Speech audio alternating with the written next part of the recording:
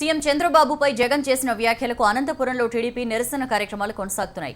యాడిలో జగన్ భరోసా యాత్రలను అడ్డుకునేందుకు వెళ్లిన చంద్రదండు రాష్ట్ర అధ్యక్షుడు ప్రకాష్ నాయుడు, జిల్లా అధ్యక్షుడు రాజారావు సహా కార్యకర్తలను అరెస్ట్ చేశారు. అటు జిల్లా తెలుగు యువత ఆధ్వర్యంలో క్లాక్ టవర్ దగ్గర జగన్ దిష్టిబొమ్మ దహనం చేశారు. ర్యాలీ నిర్వహించి ధర్నాకు దిగారు. పెనుకొండ, పుట్టపర్తి నియోజకవర్గాల్లోనూ టీడీపీ కార్యకర్తలు జగన్ వ్యాఖ్యలకు నిరసనగా ర్యాలీ చేపట్టారు. వైసీపీ అధినేత తీరుపై ఆగ్రహం వ్యక్తం చేశారు.